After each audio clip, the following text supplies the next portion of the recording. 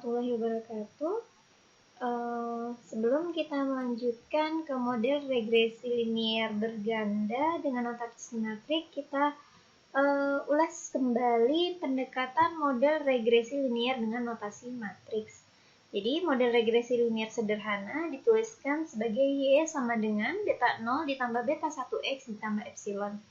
Nah, misalkan ada 5 titik pengamatan model regresi, jadi bisa kita tulis Y1 beta 0 ditambah beta 1X1 ditambah epsilon 1, Y2 sama dengan beta 0 ditambah beta 1X2 ditambah epsilon 2, dan seterusnya sampai dengan Y5 sama dengan beta 0 ditambah beta 1X5 ditambah epsilon 5. Nah, kalau dituliskan dalam notasi matriks, maka bentuknya seperti ini ya. Ada matriks yang isinya hanya Y, kemudian matriks satuan digabung dengan matriks X, dikalikan dengan matriks parameternya ya, beta 0 dan beta 1 ditambah matriks epsilon. Ya, ini berukuran berapa? Baris kali kolom berarti 5 kali 1, ini 5 kali 2, ini 2 kali 1, dan ini berukuran 5 kali 1. Kenapa 5 kali 1? Karena titik amatan atau datanya berjumlah 5. Nah, dalam notasi matrik dapat dituliskan Y sama dengan X beta ditambah epsilon. Nah, ada garis-garisnya ini berarti berupa vektor. Vektor itu kan berarti matriks yang berukuran N kali 1. Oke, lanjut ya. Nah, sebelumnya juga telah kita bahas bahwa model regresi linier sederhana kan Y sama dengan beta 0 ditambah beta 1X plus epsilon. Dalam notasi matriks, vektor Y sama dengan matriks X dikali vektor B ditambah vektor epsilon. Dengan misalkan ada N pengamatan atau N datanya, maka ukuran matriksnya N kali 1, di mana N adalah banyak pengamatan atau banyak data, sama dengan matriks X berukuran N kali 2, N banyak datanya, 2 banyak peubah penjelas. Karena linear itu hanya 1, berarti 1 tambah 1 berarti ukurannya 2. Dikali parameter, 2 kali 1, 2 banyaknya parameter. Karena sederhana berarti parameternya beta 0 dan beta 1 ditambah vektor atau matriks epsilon berukuran N kali 1, di mana N adalah jumlah amatan atau datanya. Selanjutnya,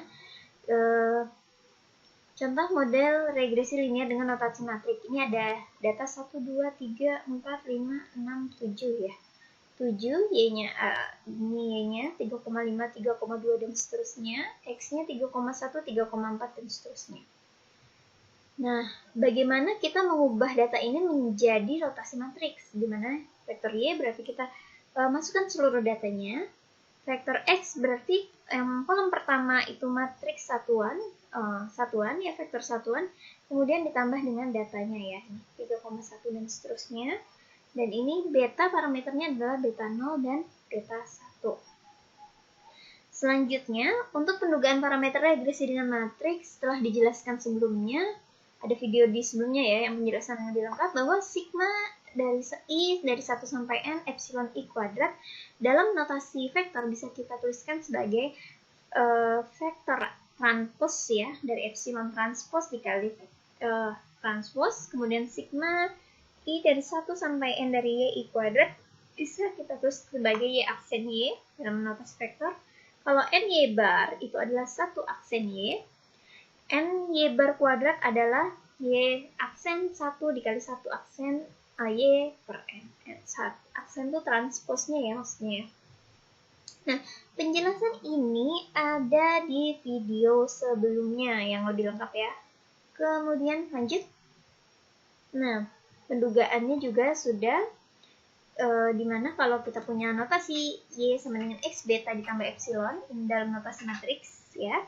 Kemudian kalau kita hanya mau mencari epsilon berarti persamaannya adalah Y min X beta, dimana kita dalam pendugaan beta kita butuh matriks X aksen X berukuran 2 kali 2, di mana baris 1 kolom 1 merupakan N jumlah data, baris 1 kolom 2 merupakan sigma dari X, kemudian baris 2 kolom 1 merupakan sigma dari X, dan baris 2 kolom 2 merupakan sigma XI kuadrat. Jadi data X-nya itu dikuadratkan dulu masing-masing baru dijumlahkan. Kemudian, untuk mencari inverse-nya, x aksen x inverse, yaitu 1/n sigma xi dikurang x bar dikuadratkan dikali, ingat ini ditukarkan ya posisinya ya, ini ya. Berarti sigma xi kuadrat ini n, kemudian ini diagonal utamanya ditukarkan, diagonal samping kita kali negatif. Berarti negatif sigma xi dikali negatif sigma xi. Tuh. Selanjutnya, nah sekarang bagaimana penulisan model regresi linear berganda dengan notasi matrik? Nah, model regresi linear berganda itu adalah ketika model regresi linear x-nya lebih dari 1 ya. Jadi ganda gitu ya. Nah, misalkan di sini ada 2 peubah penjelas atau 2x. Jadi model regresi linear bergandanya sama dengan y sama dengan beta 0 ditambah beta 1 x1 ditambah beta 2 x2 plus epsilon. Nah, ini mungkin bisa apa nih? Nah, gimana kalau misalkan ternyata ada ini sudah connect ya. Pulpennya. Oke. Ini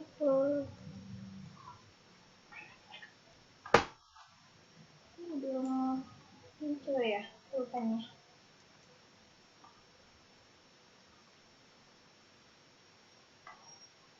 Ini ada sedikit gangguan ya mungkin.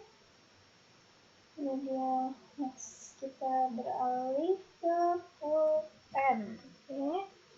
Pulpen kita tes ya.